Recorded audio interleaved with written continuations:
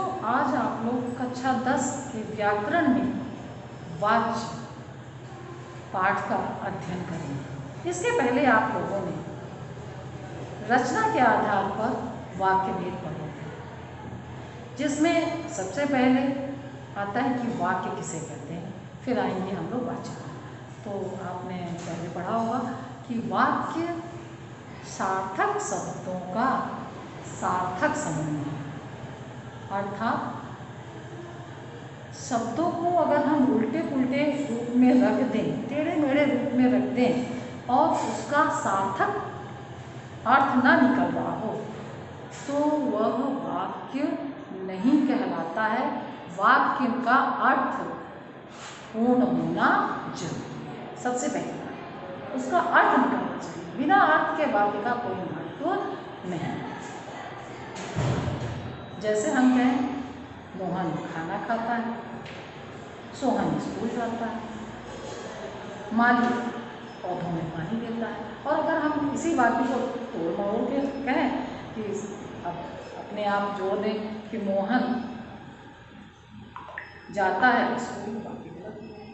हाँ, ये बात एक संस्कृत विषय में बड़ी अच्छी है, जिसमें कि वाक्य जो है अगर आप रूप अलग अलग रूप में भी रख देंगे तो भी गलत नहीं है, क्योंकि वहाँ हर शब्द का अपना महत्व होता है और हर शब्द का रूप जो है अपनी विभक्ति चिन्हों के साथ चलता है। वहाँ तो ये चल जाएगा, हाँ हिंदी और अंग्रेजी में ये नहीं चल सकता है। इसीलिए वाक्य में जो है सार्थकता होनी जरूरी है। अब आया वाच, इंग्लिश में वॉइस। वॉइस मीन्स आवाज। कहने का मतलब ये है कि वाच्य क्या है, बोलने का एक विषय है, उसे हम कहते हैं वाच्य। बोलने का जो विषय है वाच्य, बोलने का विषय अर्थात वाक्य में क्रिया के जिस रूप से यह पता चलता है कि वाक्य का मुख्य विषय कर्ता है, कर्म है या भाव, यह हमें क्रिया के द्वारा पता चलता है कि वाक्य में क्रिया किसके अनुसार चल रही है, कर्ता के अनुसार चल रही है, कर्म के अनुसार या भाव। जनरली लोग ये समझते हैं कि क्रिया तो हमेशा कर्ता के अनुसार ही चलती है। ऐसा नहीं है, इंग्लिश में भी बदलता है, तभी वो एक्टिव वॉइस और पैसिव वॉइस चलते हैं, हिंदी में भी बदलते हैं। तो जब हमारी क्रिया कर्ता के अनुसार चलती है तो हम उसको कहते हैं कर्तृवाच्य, और जब हमारी क्रिया कर्ता के अनुसार नहीं चलती है तो उसको हम अकर्तृवाच्य भी कहते हैं। हालांकि अकर्तृवाच्य को बाद में दो भागों में बांट दिया गया है, एक कर्मवाच्य और दूसरा भाववाच्य। इस प्रकार हम अगर तीनों को जोड़ें तो हिंदी में 3 प्रकार के वाच्य बन जाते हैं, कर्तृवाच्य, कर्मवाच्य और भाववाच्य। कर्तृवाच्य सबसे पहले, एक तो आप लोगों को कर्तृवाच्य बोलने में बड़ा असुविधा होती है या लोग उसको सही ढंग से बोल नहीं पाते हैं, इसलिए बच्चों आप लोग सबसे पहले इसको बोलना सीखिएगा। कर्तृवाच्य ही बोलिएगा, कृतवाच्य और ऐसे कुछ उल्टा पुल्टा मत बोलिएगा, क्योंकि मैं जब क्लास में भी पढ़ाती हूँ तो मैं देखती हूँ कि बच्चे इसका शुद्ध उच्चारण नहीं कर पाते हैं, लिख भले लेते हो लेकिन उच्चारण उनका बिल्कुल भी अशुद्ध रहता। तो पहला है कि कर्तृवाच्य। मैंने पहले भी बताया था कि कर्तृवाच्य का मतलब होता है कि क्रिया कर्ता के अनुसार, क्रिया कर्ता के अनुसार। अब आप सोचते होंगे कि पहली बात तो कर्ता क्या है, जैसे उसका नाम है कर्ता मीन्स काम को करने वाला वही कर्ता है, जिसके द्वारा काम संपन्न हो रहा है वही वाक्य में कर्ता है। जब आप लोगों ने कारक पढ़े थे क्लास 6, 7, 8 हर क्लास में है कारक, उसमें आपने कर्ता कारक पढ़ा होगा, और जिसका कर्ता कारक का चिन्ह है ने, और ने कभी कभी वाक्य में सामने रहता है और नहीं तो कई बार वो छुपा भी रहता है। जैसे हम कहें कि अध्यापक ने बच्चों को पढ़ाया, यहाँ पर ने हमारा सामने प्रेजेंट दिखाई दे रहा है, तो अध्यापक ने बच्चों को पढ़ाया। पढ़ाना हमारी क्रिया है। एक तो क्रिया और कर्ता, विशेष ध्यान दीजिएगा कि आप लोग इंग्लिश में भी पढ़ते हैं। क्रिया क्या है? जिससे किसी काम का करना या होना पाया जाता है, वो क्रिया है। काम का करना या होना पाया जाता है और क्रिया से ही वाक्य पूर्ण होता है। क्रिया अगर हमारी नहीं है तो वाक्य हमेशा अधूरा रहेगा। एक बार कर्ता नहीं होगा, वाक्य बनेगा। निकल जाओ, आ जाओ। मैंने कर्ता में नहीं बताया तुम आ जाओ कि और कोई आ जाए। संकेत के द्वारा ही मैंने कह दिया कि निकल जाओ। नहीं, हमने देखा भी नहीं, अटेंडेंस लगा रहे हैं और किसी बच्चे की एंट्री होने को है, हाँ भाई आ जाओ कह दिया। तो क्रिया तो जरूरी है, एक बार कर्ता जरूरी नहीं। कर्ता में कहीं हो सकता है कमी आए, फिर आप कहेंगे कि अभी तो आपने कहा कि कर्ता के अनुसार क्रिया है। हाँ, तो क्रिया कभी कर्ता के भी अनुसार होती है, कभी कर्म के अनुसार भी होती है और कभी भाव के अनुसार, कि क्रिया का रूप बदलता है। काम का करना या होना क्रिया के आधार पर है और क्रिया का रूप बदल जाता है। अब जैसे सबसे पहले मैंने जब बताया कि कर्तवाच्य में क्रिया कर्ता के अनुसार होती है, कर्ता काम को करने वाला होता है। अब कर्ता स्त्रीलिंग का भी हो सकता है, पुल्लिंग का भी हो सकता है, एक वचन का भी हो सकता है, बहुवचन का भी हो सकता है। कि कर्ता के साथ सबसे पहले क्या है, लिंग और वचन जोड़ते हैं। कर्ता पुल्लिंग का भी हो सकता है, स्त्रीलिंग का भी हो सकता है, एक वचन का भी हो सकता है, बहुवचन का भी हो सकता है, और उसी आधार पर हमारी क्रिया बदल जाती है वाक्य में। जैसे वह पढ़ता है, यहाँ पर वह समझ में आ रहा है कि वह जो है पुल्लिंग है, एक वचन का है, तभी हमारी क्रिया पुल्लिंग और एक वचन की हो रही है, पढ़ता है। और वे पढ़ते हैं तो हमारी क्रिया क्या हो गई, पुल्लिंग बहुवचन की। वह पढ़ती है स्त्रीलिंग और स्त्रीलिंग के हिसाब से हमारी क्रिया जो है पढ़ती शब्द आ गया, तो क्रिया का भी लिंग वचन बदल जाता है। कर्ता का जैसे बदलता है वैसे ही क्रिया का बदल जाता है। तो इस आधार पर कर्तवाची का प्रयोग अधिकतर हम लोग करते हैं, जनरली करते हैं। कोई भी वाक्य होता है उसमें हम लोग कर्तवाची का ही प्रयोग करते हैं। फिर आप सोचते हैं तो कर्मवाची का क्या मतलब है? ऐसा नहीं है, कर्मवाची का भी प्रयोग बहुत सी जगह पर होता है। और सबसे पहला आपको एक अच्छा उदाहरण दें, जब हम कोई गलती कर लेते हैं, हमसे कोई गलती हो जाती है और पहली बार गलती वास्तव में जानबूझकर नहीं होती है, उसका नाम ही है गलती का मतलब हमारे अनजान में हो जाए, उसे ही गलती कहते हैं। जानबूझकर तो की गई बदमाशी कहलाती है, वो गलती होती ही नहीं है। सही पूछो तो जानबूझकर अगर हम कुछ गलत कर रहे हैं तो वो गलती है ही नहीं, वो एक प्रकार से बदमाशी के अंतर्गत आता है, शैतानी के अंतर्गत आता है, गलती नहीं है। हाँ, गलती है तो वास्तव में वो अनजान में हो गई है या मेरे ना चाहते हुए भी हो गई, वो गलती हो जाती। तो जब हम गलती करते हैं ना, तब हमारी क्रिया ऑटोमेटिक कर्मवाची में हो जाती है। एक उदाहरण देते हैं, जैसे आपसे कोई ग्लास टूट जाए तो आप अपनी मम्मी को बताएंगे, मम्मी मैंने गिलास तोड़ दिया। कभी नहीं कहेंगे, कभी नहीं कहेंगे मम्मी मैंने गिलास तोड़ दिया, कभी भी नहीं कहेंगे। तब आप क्या कहेंगे, मम्मी मुझसे गिलास टूट गया। ये मैंने तोड़ दिया, कभी नहीं कहेंगे। क्या कहते हैं? क्या नहीं कहते हैं, आप आजमा के देख लीजिएगा। तो उस समय आप देखिए कि ग्लास टूट गया, यह जो है कर्मवाची का बन जाता है, या मुझसे ग्लास टूट गया या मेरे द्वारा ग्लास टूट गया। तो कर्मवाची में से या द्वारा शब्दों का प्रयोग होता है तब हम कर्मवाची कहते हैं। और भी मैं इसके उदाहरण दे देती हूँ। कर्तृवाची के तो मैंने बताया, बहुत सरल सरल उदाहरण होते हैं। जैसे आपको बताया कि राम पतंग उड़ाता है, एकदम सरल सा उदाहरण है, राम पतंग उड़ाता है। देख लीजिए, राम के अनुसार ही उड़ाता शब्द लगा है। कहने का मतलब है कि राम पुल्लिंग है तो क्रिया भी पुल्लिंग की होगी। राम पुस्तक पढ़ता है तो राम के अनुसार ही क्रिया हो गई। पुस्तक पढ़ता है क्रिया पुल्लिंग की होगी, एक वचन की होगी, राम भी एक वचन।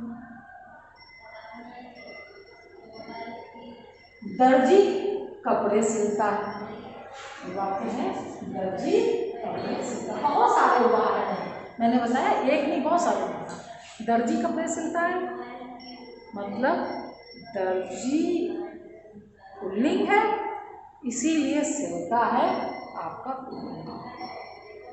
और सीता पढ़ती है तो सीता स्त्रीलिंग है, तो पढ़ती है हमारा स्त्रीलिंग हो गया। तो ये तो कर्तृवाची का नियम है कि क्रिया जिस लिंग में है, जिस वचन में है, उसी आधार पर उसका कर्ता भी रहेगा।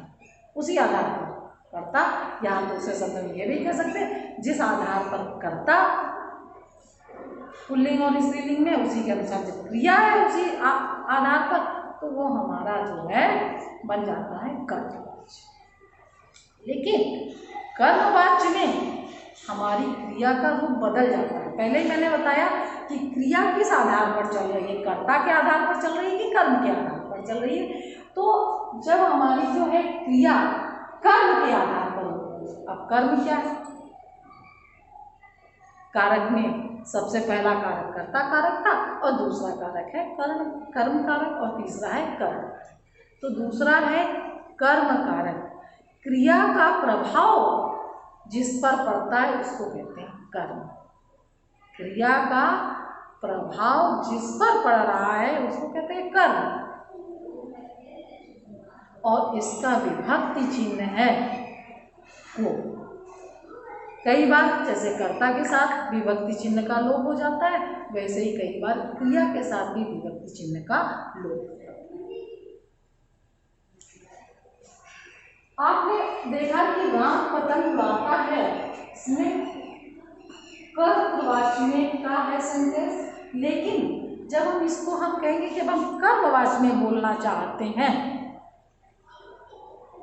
तो हो जाएगा राम द्वारा पतंग उड़ाई जाती है। राम द्वारा पतंग उड़ाई जाती है, ये हमारा जो है कर्मवाची। कैसे, अब देखिए क्या अंतर आपको दिखाई दे रहा है कि पतंग के अनुसार उड़ाई जाती है, पतंग के अनुसार लगी हुई क्रिया। कैसे पतंग के अनुसार लगी हुई है, क्योंकि पतंग स्त्रीलिंग एक वचन का है, स्त्रीलिंग एक वचन। पतंग शब्द जो है स्त्रीलिंग एक वचन। जो क्रिया लगी है वह भी स्त्रीलिंग में बदल गई। अभी जहां पर आपने उड़ाता है प्रयोग किया था, वहीं पतंग के अनुसार क्रिया लग गई, उड़ाई जाती है। क्रिया का रूप बदला है।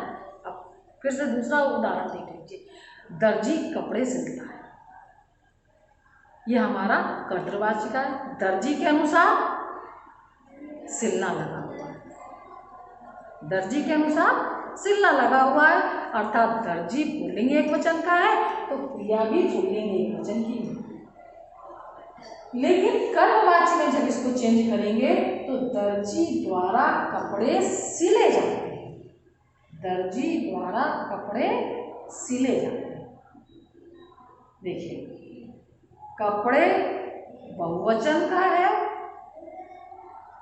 तो क्रिया भी बहुवचन की हो गई। सिले जाते हैं, अब जाता है और जाते हैं में अंतर है ना, कपड़े सिले जाते हैं।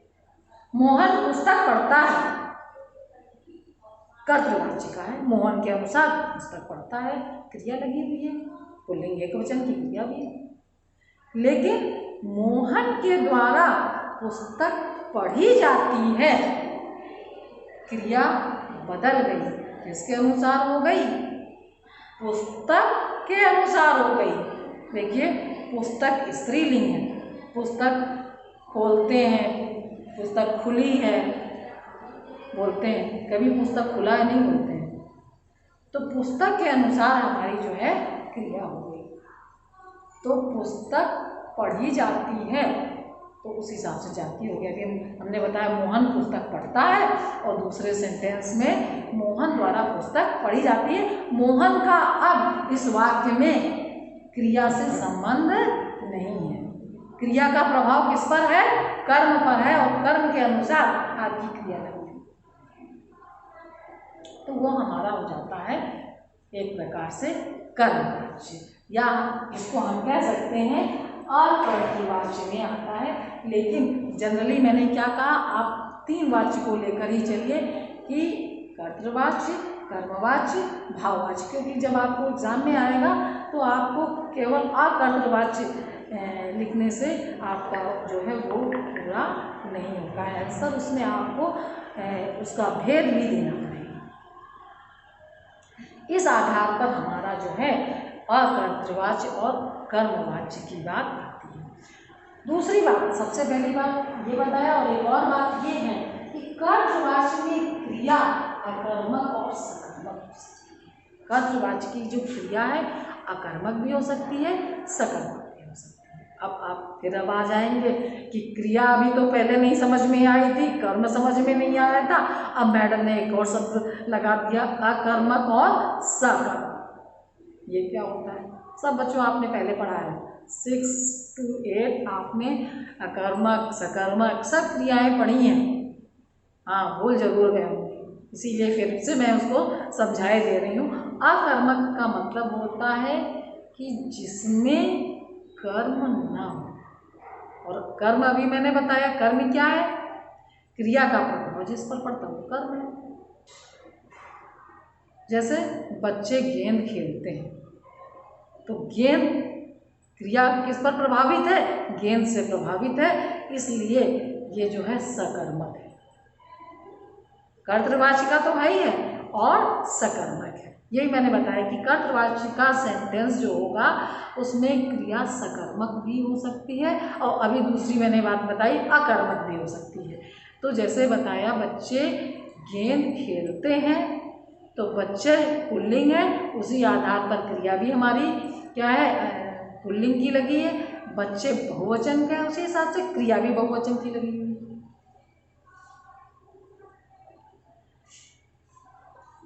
जो और कर्म जो है वो गेंद को खेलते हैं तो गेंद के अनुसार है, तो ये सकर्मक। हाँ कर्मवाच्य उन्हीं का बनेगा जिसमें कि कर्म होगा, नहीं तो कर्तृवाच्य का कर्मवाच्य नहीं बनेगा, या बनेगा तो उसे क्रिया नहीं बदलेगी, उसी आधार पर होगा। और बच्चे खेलते हैं कह दिया तो ये हो गया अकर्मक, क्योंकि इसमें कर्म नहीं है, क्रिया किससे प्रभावित है नहीं मालूम है। बच्चे गेंद खेल रहे हैं, बच्चे लूडो खेल रहे हैं, बच्चे और कुछ खेल रहे हैं नहीं,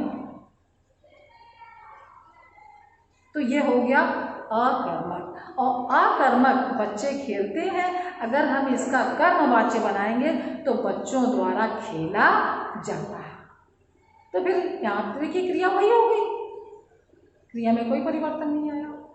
हाँ अगर हम बच्चे गेंद खेलते हैं अगर हम ये बात कहते हैं तो कहेंगे कि बच्चों द्वारा गेंद खेली जाती है, तो गेंद के आधार पर हमारी क्रिया बदल गई। इस आधार पर आपका जो है कर्तृवाच्य और कर्मवाच्य बनता है। कर्तृवाच्य में कर्ता का होना अनिवार्य है और कर्मवाच्य में कर्म का होना अनिवार्य है। कर्म को विशेष रूप से ध्यान दे दीजिए कि कर्म किसे कहते हैं। क्रिया का प्रभाव जिस पर पड़ता है वो कर्म है, और कर्म में कभी कभी को जो उसका विभक्ति चिन्ह है लोप भी हो जाता है और कभी कभी बना भी रहता है। बच्चे गेंद को खेलते हैं, बच्चे गेम खेलते हैं, एक ही। बच्चों अब आप लोग कर्मवाच्य पर आइए। कर्मवाच्य वह वाच्य है जिसमें कि कर्म का होना जरूरी है, अर्थात क्रिया हमेशा कर्म के अनुसार होगी। कर्मवाच्य में यह जरूरी नहीं है कि कर्ता है या नहीं है। कई बार कर्मवाच्य के सेंटेंस जो हैं बिना कर्ता के भी बोले जा सकते हैं। जैसे कहें कि निकल जाओ, नहीं मालूम है किसको मैंने कहा था निकल जाओ, या मुझे तो मालूम है लेकिन यहाँ पढ़ने वाले को नहीं मालूम है। या राहत सामग्री बांटी जा रही है, नहीं मालूम है कि किसके द्वारा राहत सामग्री बांटी जा रही है। अगर हम कहें कि राधिका की माँ राहत सामग्री बांट रही है तो समझ में आता है राधिका की माँ के द्वारा राहत सामग्री बांटी जा रही है। लेकिन अगर हम कहें कि राहत सामग्री बांटी जा रही है, बाहर राहत सामग्री बांटी जा रही है, तो यहाँ पर यह वाक्य गलत नहीं है।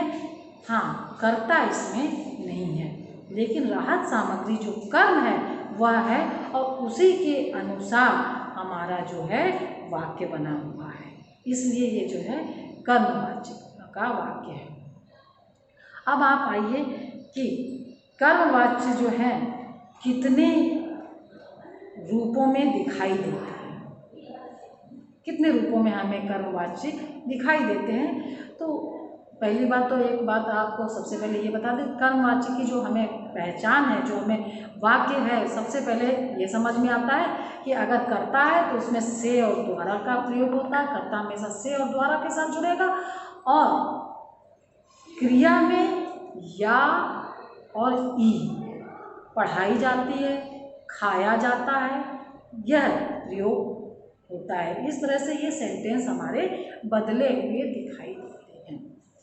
कर्तृवाच्य और में जैसे बताया था कि कर्ता के अनुसार, और कर्मवाच्य में क्रिया हमेशा कर्म के अनुसार होती है। और कितने स्थलों पर हमारा जो है प्रयोग होता है वह मैं आप लोगों को बता देती हूँ कि कितने स्थलों पर हमारा ये प्रयोग।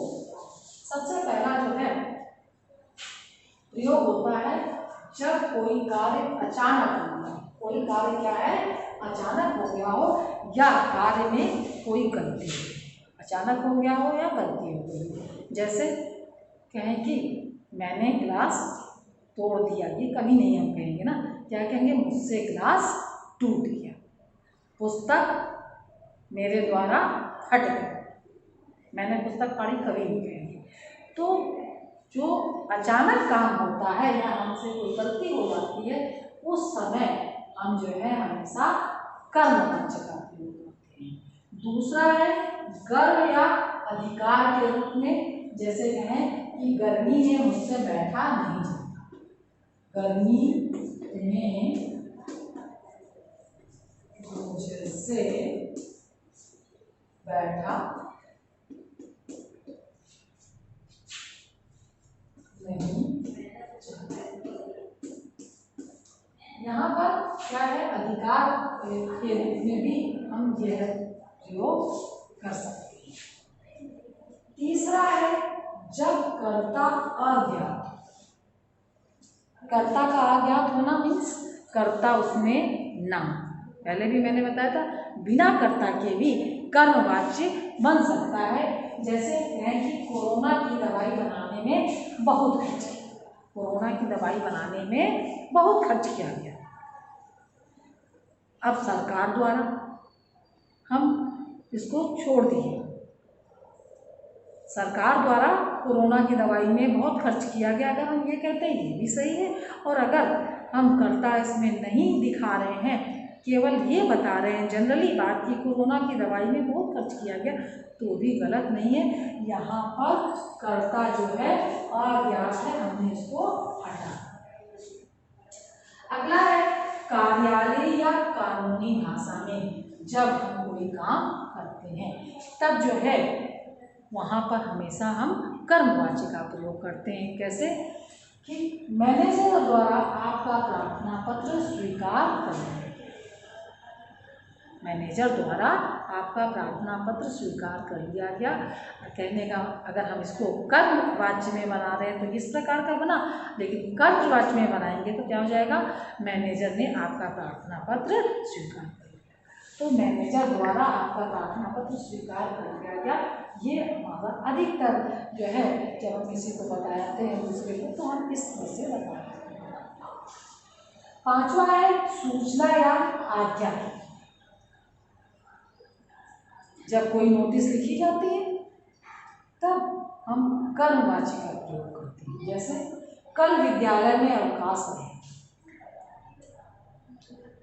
नोटिस बाहर नोटिस बोर्ड पर लगा देते हैं, कभी एकदम अचानक से कोई काम हो गया, पहले भी मैंने बताया था अचानक से जब कोई काम होता तो, और सूचना भी है वो भी एक प्रकार से अचानक अगर आई हुई है तो क्या लिख दिया, कल विद्यालय में अवकाश रहेगा, और क्या है डैश लगाकर नीचे लिख दिया किसकी आज्ञा से, आज्ञा डीएम से, डीएम की आज्ञा से कल अवकाश रहेगा।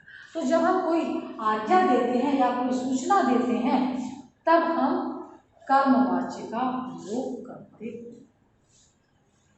अगला है असमर्थता प्रकट करने।